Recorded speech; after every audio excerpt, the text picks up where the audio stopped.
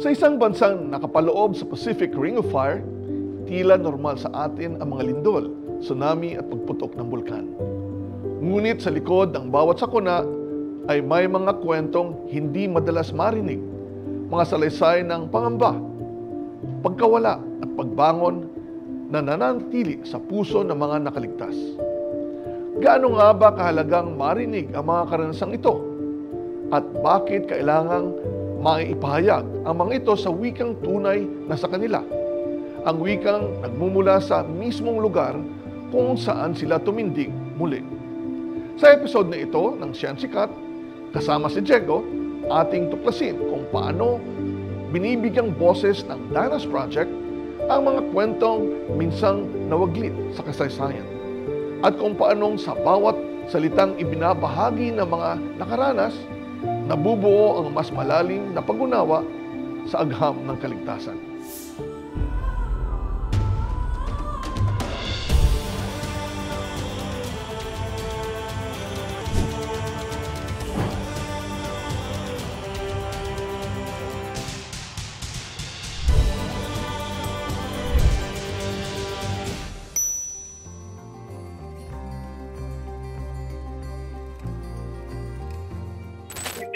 Sa 20 katao. Nagulantang ang mga residente dito sa Davao City matapos maramdaman ang magnitude 7.4. Sa mga nakaraang buwan, sunod-sunod na kalamidad ang tumama sa bansa. Ang mga lindol na yumanig sa Cebu at Mindanao, ang patunoy na pag-aalburoto ng mga bulkang Taal at Canlaon, at ang mga paalala ng kalikasang kailanman ay hindi natin lubusang makokontrol. Pero sa bawat pagyanig at pagputok, isa lang ang dapat manatiling matatag, ang ugnayan ng siyensya at mamamayan. At yan mismo ang layunin ng Danas Project, ang gawing mas malapit, mas malinaw, at mas buhay ang komunikasyong pang-agham para sa bawat Pilipino. Pinangungunahan ito ni Dr. Maria Maylene M. Villegas ng DOST FIVOX na nagsimula sa simpleng tanong: paano natin may papaliwanag ang agham sa paraang maririnig, maiintindihan at mararamdaman ng lahat? I think sa science, we are so trained na English. Yes, English. tama. And so pagdating ko doon, parang naisip ko, we always produce materials in English. And then at some point, nagkaroon ng effort na i-translate to Tagalog naman. Pero always ang original English. Bakit hindi pwedeng pabaligtad? All this gap, I think a lot of yung kailangan maintindihan ng mga tao para maintindihan yan. Kailangan, hindi lang din Tagalog. Kailangan yung local language nila. Sa Danas, what we wanted to do is yung local agad. Kasi ang daming kwento. Experience ko sa Taal, yung beauty of describing yung observation ng eruption in the local language, hindi, kahit i-translate mo sa English, Hindi makakapture. hindi siya ganun.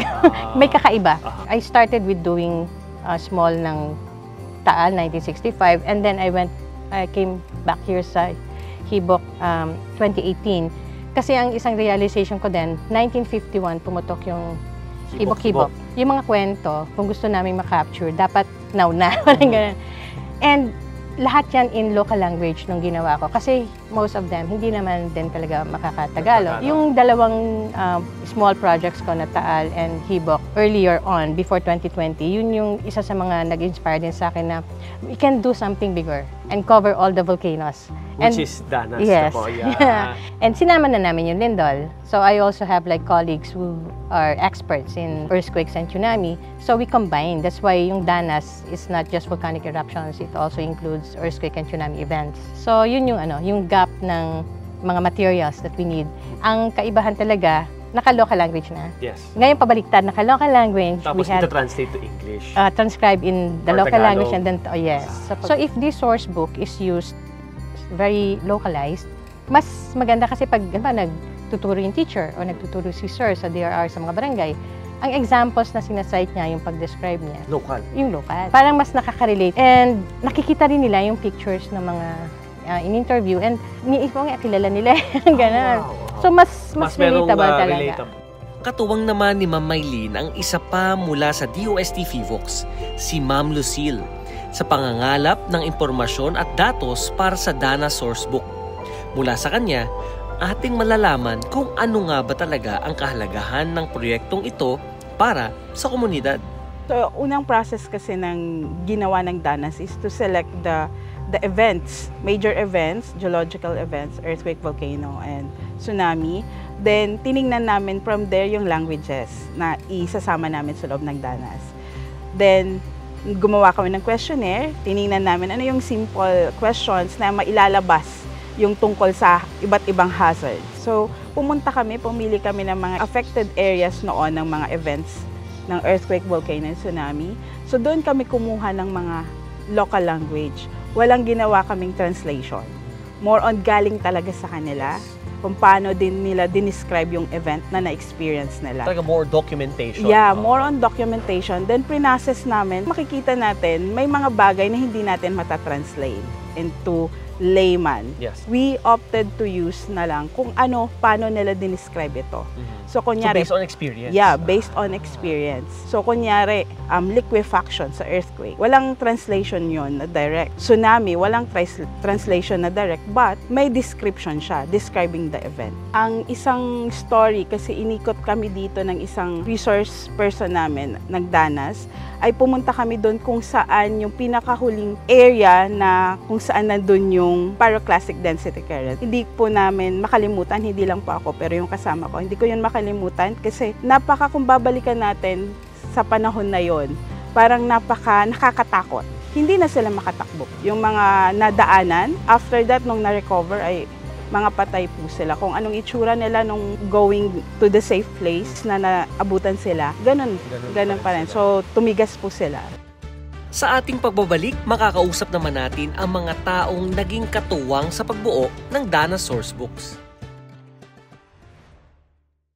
Sa kasalukuyan, merong 12 volume ang DANAS Sourcebooks. 6 na nakatuon sa mga aktibong bulkan sa Pilipinas at 6 naman sa mga lindol na naranasan ng bansa. Bawat volume ay gumagamit ng iba't ibang lokal na wika. Ilan sa mga nakausap namin ay mga taong naging bahagi sa pagbuo ng DANAS Sourcebooks. Isa na rito, si Sir Ramil Atando, profesor mula sa University of the Philippines, Visayas. Siya ang nagsilbing component leader para sa Visayas Earthquake Volumes ng DANAS Project. Dati rin siyang seismologist sa PHIVOLCS. Sa Panay Island, kasi meron ditong dalawang historical earthquakes, yung 1948, then yung 1990. Then after Panay, 48 and 1990, so more or less mga ilang years yun apart, sir? 40 parang years. Then after that, we went to Negros Oriental, yung 2012 na earthquake sa Oriental Negros. After Negros Oriental, we went to Bohol, 2013 earthquake. Then lastly, yung Leyte, naman sa 2017 earthquake. Was there, sir, any concern about communication? Kulang yung binibigay sa kanilang information or hindi nila maintindihan yung binibigay na information? May mga ganun ba, sir, na... Oo, ang sabi naman nila is like yung local DRRM offices, sabi nila, kasi sa mga website ng government agencies, parang English yung ginagamit, no, na sa mga pamphlets. Kaya nga ang suggestion nila dapat i-localize siya.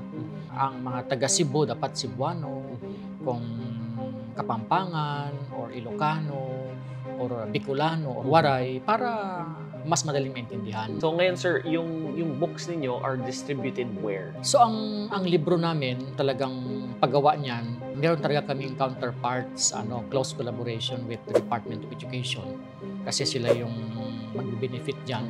At saka yung local government units through their local DRRM offices, naging part sila sa pag-review, sa pag-finalize, ano ang masuggest nila sa layout, sa mga words talaga na gagamitin, tama ba? So, naging part sila, so they owner sila ng mga materials. Ang DepEd kasi is sa senior high school nila, mandatory yung DRRM na subject. Ginagamit na nila as one of the references. Sa local DRRM, siyempre pag mag-lecture sila, yun, mapiplay nila yung mga video, mapakita nila na talagang neighbor pala nila ang one of the victims. So, talagang maniniwala sila. Sa tingin namin, parang malaking tulong yun, sir. Kasi noon, parang hindi sinasali sa info dissemination yung experiences.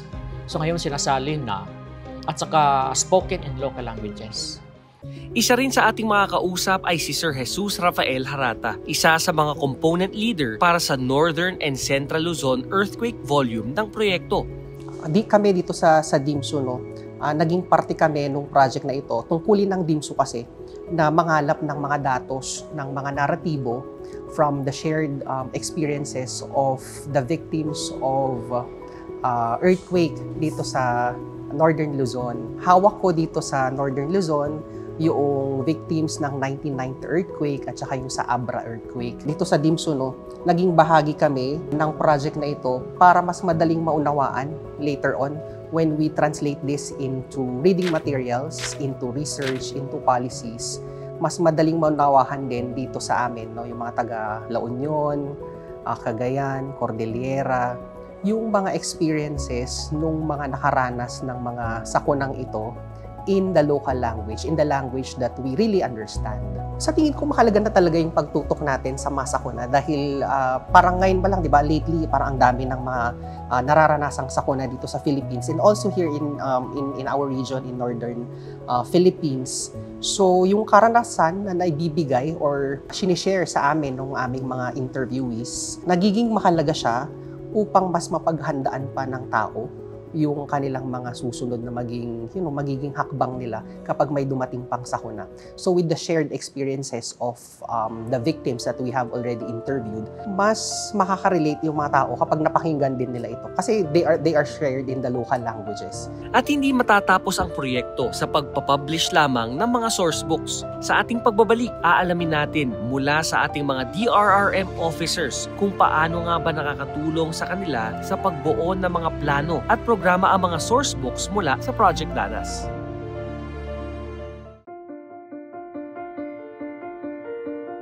Ang Danas Project ay isang inisyatibo na naglalayong palakasin ang kahandaan ng mga komunidad sa bansa sa pamamagitan ng localized source books na isinulat batay sa karanasan ng mga mismong nakaligtas. Sa pamamagitan ito, natutulay ang pagitan ng teknikal na impormasyon at kaalaman ng mamamayan. Ginagawang mas malinaw, mas praktikal, at mas naaayon sa kultura. Ang mga paalala at babala hinggil sa panganib ng lindol, tsunami at pagputok ng bulkan. Ang mga aklat na ito ay hindi lamang koleksyon ng datos, ito ay mga buhay na tala ng karanasan. Mga gabay para sa mga DRRM officers, guro at lokal na mamamahayag upang maipaabot ang agham sa paraang tunay na nauunawaan ng bawat isa.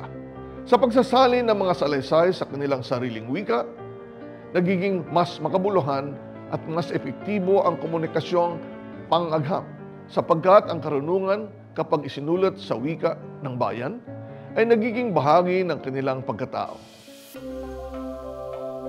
Isa sa mga pangunahing layunin ng Danas Project ay ang magamit ang mga source books na ito sa mga lokal na komunidad kung saan mismo naganap ang mga trahedyang dulot ng iba't ibang sakuna. At sino pa nga ba ang pinakaangkop sa pangangalap ng ganitong uri ng science communication kung hindi ang ating mga disaster risk reduction and management officers mula sa mga LGU. Nakapanayam natin ang ilang DRRM officers mula sa Iloilo LGU at Camiguin LGU upang ibahagi kung paano nila ginamit ang mga source books sa pagpapalakas ng kanilang disaster resilience at paghahanda ng kanilang mga komunidad. Discussing earthquakes, lindol during community discussions. One of the things I open up always is the event that happened in 1990 because majority of residents, especially here in the city of Iloilo, they don't directly remember the 1990 earthquake. Actually, it was intensity 7 in Iloilo. Ano sir yung pwede may kwento sa amin of what really happened that time? Ilang taong kayo noon? Actually, I was in elementary that time. I would never ever actually forget this earthquake, this particular earthquake. Unluckily, yung pinagawa sa amin is pinabitbit sa amin yung armchair, yung wooden armchair. Ang bigat nun, sir. Yes! Imaginein mo, elementary, bitbit mo yung wooden armchair. Tapos, habang lumilindol, habang naglalakad kayo, sir? Tumatakbo? Tumatakbo. As in, hindi naglalakad, takbo talaga. Bitbit mo yon. And paglabas mo, makita mo talaga yung Imagine mo, gitna kami ng kalsada pinapunta. Tapos makikita mo talaga yung electric poles na talaga nagsusway. Tapos yung wires nagsusway and parang gitara na nagpe-play. You don't know what to do. Hindi mo alam kung anong gagawin. Kasi pati yung supposedly people na tutulong alam yung gagawin, natutulong or magbibigay ng instruction, nagpapanik. So, it was a very traumatic experience for me. Up to the point na nasa DRRM na ako, I never forgot experience. And yun palagi yung binabalik ko na we really need to know kung ano dapat yung gagawin because if not, malaki yung chance na madidisgrasya tayo. One of the team members was Professor Romel Atando. Dati na namin katrabaho yun nung nasa FIVOX pa siya. So immediately when that project presented itself to him, I think, so it was immediate to him to talk to us kasi nga alam na niya, nakabahagi yun ng trabaho namin. And it's one of the hazards that we have to inform sa mga communities. It may not happen often, tulad ng baha, bagyo, but then again, ito yung pinakakatakutan namin. Kasi pag naulit yung the same na magnitude ng earthquake, the second largest earthquake in the country, yung 8.2, at hindi handa yung mga taga Iloilo City, naku, malaking problema ito. Yung preparation namin yun sa Lindol is more on the duck cover and hold, but we wanted people to do more than that, even businesses, even the government agencies, di ba? Kasi yung Lindol, ang nakakamatay dun yung mga vulnerabilities mo sa Lindol. Hindi maayos na pagkakagawa ng mga bahay, hindi mo alam kung anong gagawin mo. Saan ka pupunta. So that's why for us sa CDRMO, merong urgency na kailangan maintindihan ng karamihan at meron silang gagawin. So yung challenge is that, paano ba natin sila mapupush to make those actions and changes na hindi mo na kailangan pagdaanan yung totoong lindol, totoong earthquake, so that they realize na importante yung earthquake preparedness. When I come in with the Project Danas, meron ng pre-identified resource person. Pero we're happy that yung mga tao pinili nila are just really talaga naka-experience ng project at saka mga disasters na ito. Tsaka, we have to double-check if these people are actually telling the truth. Kasi matagal na yung, when we go back to Danas, matagal na yung Lady Kaikai na earthquake in Iloilo. Hindi pa ako pinanganak noon. Siyempre, I have to go back to my great-grandmother. And when I showed her some parts of the interview and the books, sabi niya, totoo ito. Bakit po? Sabi niya, I'm still alive during this time. So, my grandparents during that time is 92. So, talagang buhay pa siya na 1948. Even, na-appreciate ko even yung mga technical words. Merong mga translation, merong mga tamang description. So, I think, effective siya for those who are interested, especially sa mga policymakers. Trabaho namin sa opisina na magbigay ng mga impormasyon sa community at saka ano yung posibleng mga hazards na mangyari sa municipality namin. Dahil sa Dana Sourcebook, nabigyan ako ng pagkakataon na ma-understand, matutunan ko kung ano yung mga risgo sa community based on the Mount Hibok-Hibok na risk, no? Through the Dana Sourcebook, yung experience ng mga tao, nabigyan siya ng description at saka naitulong doon sa Dana Sourcebook yung science-based communication. So, hindi lang haka-haka. So, naging guide ko po yun na makapag-communicate sa community. Sa huling bahagi ng ating episode, saksihan natin kung paano nakatutulong ang mga source books sa ating mga guro sa pagtuturo ng disaster preparedness sa kanilang mga mag-aaral.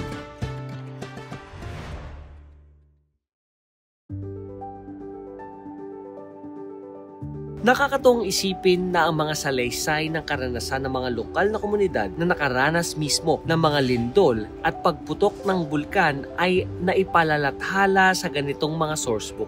At higit pa dyan, nagagamit ang mga ito bilang gabay sa paghahanda para sa mga posibleng sakunang muling dumating. Here in Mambaho, aside from the data, the scientific facts, we want to learn from people who experienced the eruption in the 1950s, kung ano yung experience nila.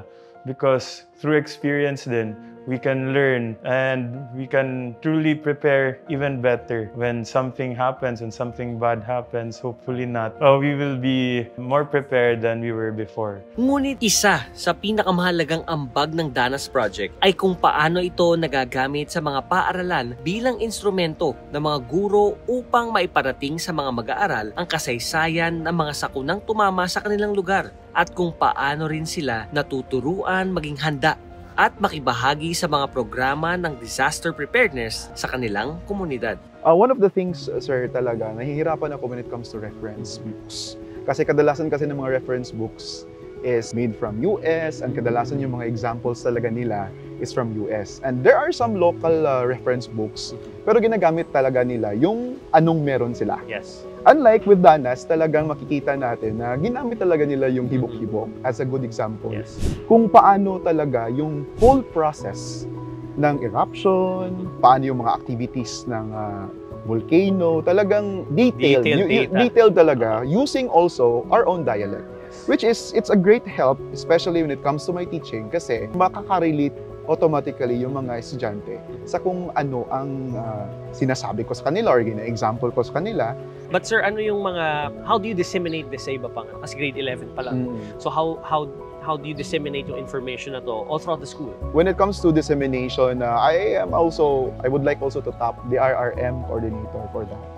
Pero when it comes to teaching, maybe in conducting classes talaga, that is one of the things that I need to do. I need to integrate these things in my lesson para talaga makuha ng ating mga learners yung essence ng stories ng lesson or ng narratives na nandito sa Danas. Also a good thing, parang benchmarking din namin sa mga past experiences that they had. In order for us also to be aware kung ano talaga yung mga posibleng mangyayari. Because definitely, eruption of a volcano is posibleng mangyayari. It's a good thing to have. It is a must-have.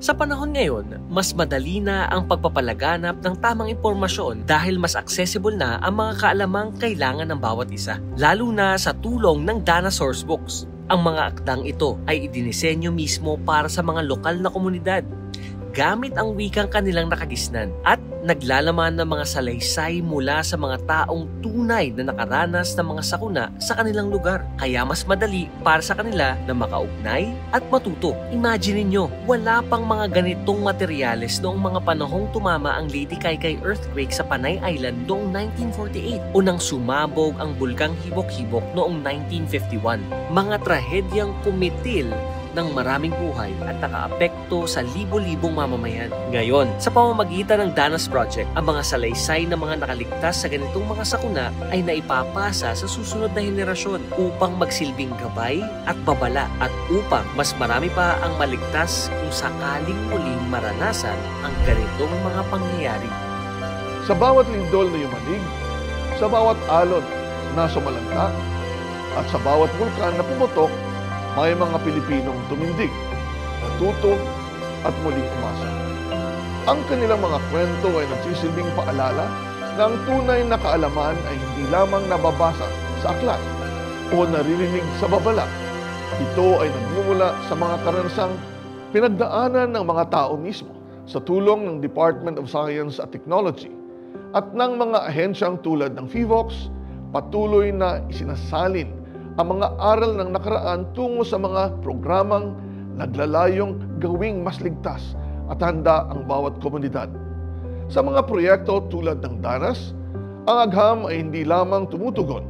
Ito ay nakikinig, natututo at nakikibahagi sa kwento ng bawat Pilipino dahil sa bansa nating madalas subukin ng kalikasan, ang pag-asa ay hindi lamang nasusukat sa kakayahang bumangon, kundi sa kakayahang matuto at magbahagi ng kaalamang magliligtas sa iba. At dito muling napatunayan ang agham nasa pagtutulungan ng komunidad at siyensya.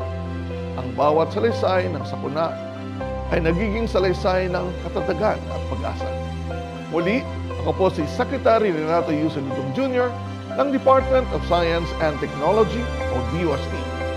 Samahan niyo kaming muli sa susunod na episode upang alamin at talakayin kung paano nakatutulong ang agham teknolohiya at inobasyon sa pagbibigay solusyon at oportunidad sa lahat. Ito ang Sciensica, Pinoy Popular Science para sa lahat. One DOST for you, solutions and opportunities for all.